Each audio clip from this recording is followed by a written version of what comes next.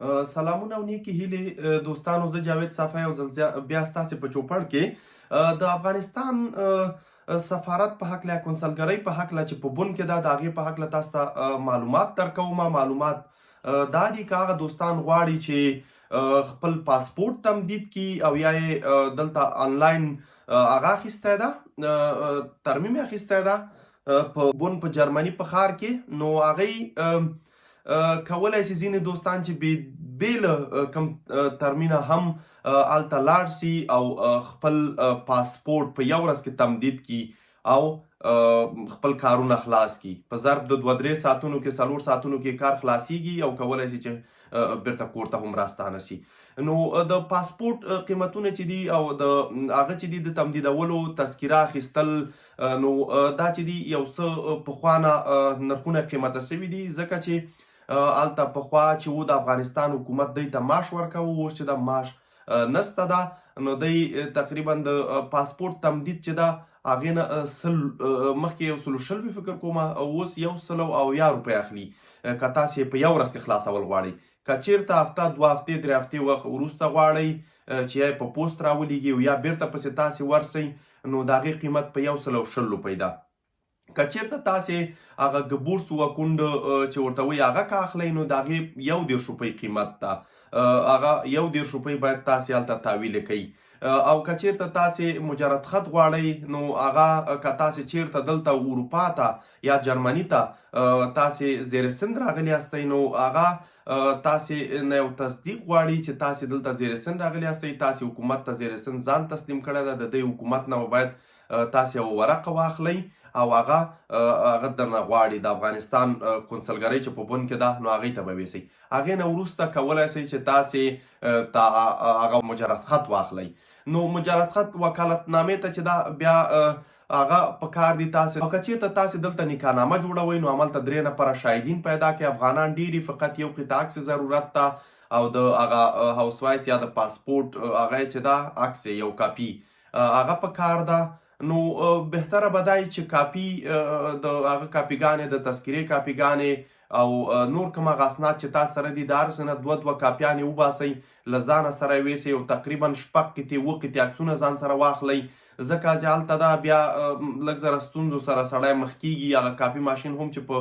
کنسلګرۍ کې ده هغه سم کار نه کوي، که کار هم کوي نو ډېر رش پي، او بل داسې بېسوره کاپي وباسي چې ځینې وخت کې هغې وایي چې نه سمه کاپي وباسه، ځکه هغې کې ډېر خلک ګوتې وهي، ځینې وخت کې بېسوره کېږي. نو که چیرته تاسې هغه هستئ دلته غواړئ چې خپل سن کې تغییرات راولئ، که چیرته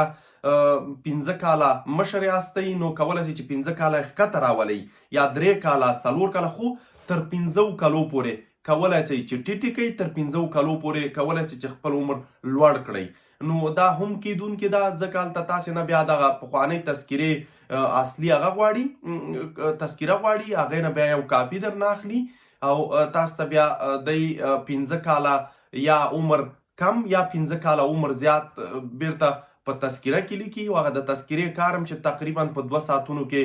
خلاصیږي، نو د هغې تقریبا 80 روپۍ اخلي. او پیسې هم چې دا په کارت، دی وایي چې موږ یې په کارت اخلو، د پاسپورت یا د وکالتنامې یا د هغه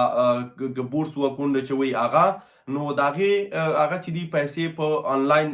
لارې نه اخلي، ځکه په بانک په کارت به یې تحویلوئ. او د تذکرې پیسې چې دي هغه 80 روپۍ هغې دی دلته ډایرکټ نغد درنه غواړي او تاسې باید نغد ورته تحویل کړئ. نو هغه ملګري چې په نورو اروپایي هیوادونو کې دي او هلته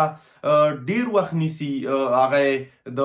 هغه تمدید، د پاسپورټونو تمدید یا د تذکرې اخیستل، نوې تذکره چې اخلي، مستند تذکره اخلي، یا هغه کم هغه تولد خط هغه اخلي، نو کولی شي چې بن ته راشي او په بن کې په یوه ورځ کې په 100 ساعتونو کې، یعنې په یوه ورځ کې کار خلاصیږي، په 100 ساعتونو کې، ورځ به ملا ورته نه وي چې 2-3 ساعته وخت نیسي، او کولی شي چې خپل اسناد له ځانه سره واخلئ او بیرته خپل ځي ته ځان ورسوئ. نو که تاسې چیرته هلته ځئ، نو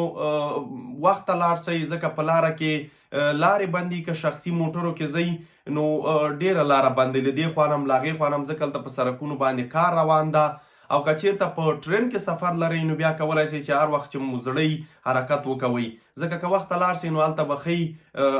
په سفارت کې هم قونسلګرۍ کې چې ډېر زیات بیروباري نو کارونه به مو لږ وخته خلاصي. او هغه خلک چې د بیخي د